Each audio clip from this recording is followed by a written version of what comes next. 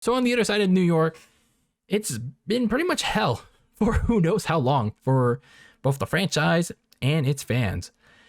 Especially, who could forget the butt fumble, or most recently, the horrific terror, the reign of terror of Adam Gase and Sam Darnold in New York. Look, who can remember those days? So, when we look back at their 2020, they had a very disastrous year. Actually, 2 disastrous years under Adam Gase. So, in 2020, they went 2-14. Adam Gase actually had an opportunity to get Trevor Lawrence in the 2020 season, but for whatever reason, he decided to start winning games late in the season against the Rams and the Browns. And still, that wasn't enough to keep his job. So, alongside general manager Joe Douglas, the Jets decided to ring in a new era of Jets football. They hired former 49ers defensive coordinator Robert Saleh as the new head coach. It was a good hire by them because they're getting a no-nonsense coordinator for the 49ers, and he produced one of the best defenses in the last 2 years. So during the offseason, their push for a new era continued. They shipped off Sam Darnold to Carolina in a trade weeks before the NFL draft, and then they had a second overall pick.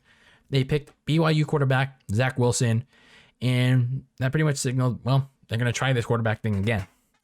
So during free agency and the draft, they got younger at key skill positions.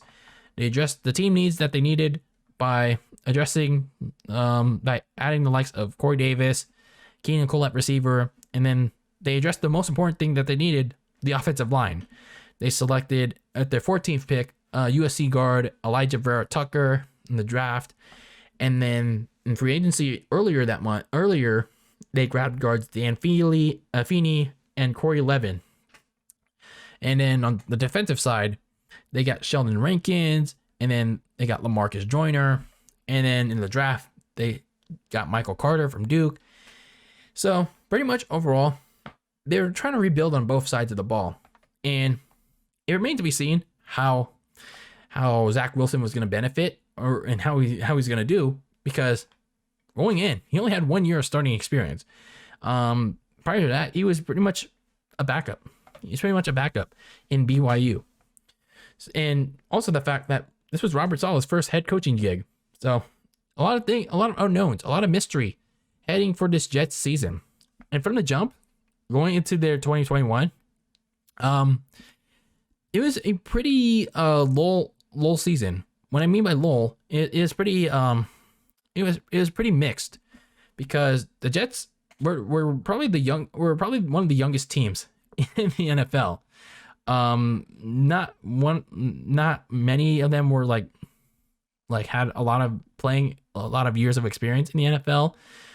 So you had a lot of inexperience amongst the players and the coaching staff. And as a result, there were a lot of losses that resulted in blowouts or not knowing what to do in certain game situations. So in the most instances, the Jets were still the Jets for the most part. But hey, behind those blowout losses were actual room for improvement, and you had some hope for optimism.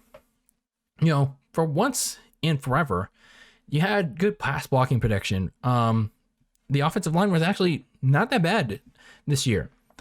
George Fant, Morgan Moses, Connor McGovern, Laurent Duvernay, Tardif, and Elijah Vera Tucker produced a solid front five for the offensive line. And sure, Zach Wilson was pretty bad this year, but then when you look at a few of his games late in the season, he had a solid second half under offensive coordinator Mike LaFleur. He settled in. I mean, sure, he made some careless throws still, but he was all right. Like, definitely better than when he started in the first half of the season. And then when you look at Zach Wilson's receiving options, they were pretty solid as well. Elijah Moore and Braxton Berrios, pretty reliable to stretch the field and get the offense in scoring position. And then you had a backfield of Michael Carter, the running back, and Ty Johnson, and that definitely improved as the season progressed. But on defense, though, they weren't the greatest. They're actually one of the worst. because they allowed an average of 20 or more points per game. And a lot of that had to do with the defensive line having trouble stopping the run, as well as pressuring opposing quarterbacks. And the secondary had problems keeping up with other receivers. But aside from, their youth, their inexperience, the Jets did get some surprising wins over the Cincinnati Bengals and the Tennessee Titans, two teams that would later face each other in the playoffs. And Cincy going to the Super Bowl eventually. But, the Jets, of all teams, managed to upset those two. Also, on a positive note, two corners were reliable in coverage and making plays. The safety, Michael Carter II, and Bryce Hall. Both of them had proven that they can be starters in the secondary next season. So, the Jets went 4-13.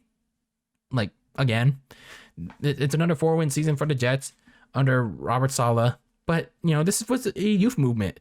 This, for the first time in many years, I think Jets fans can be a little bit encouraged by what happened throughout the season. I mean, sure, another like four-win season, like on paper, on the surface. I mean, it could be, oh, that sucks. The Jets are going nowhere again. Robert Saleh is going to get fired in the next year or two. But when you look at this season, the players actually played hard. They brought some potential. Sure, there were like several blowout losses, but this was the players. Like, a lot of these players haven't been on the field at all. A lot of these players were new. They were pretty young. But when you look at this Jets roster, they bring some potential heading to next season. So speaking of next season, they have some things to do. For the Jets, they got to address the right guard. They have to address that right guard position, because you have Laurent Duvernay-Tardif as a free agent.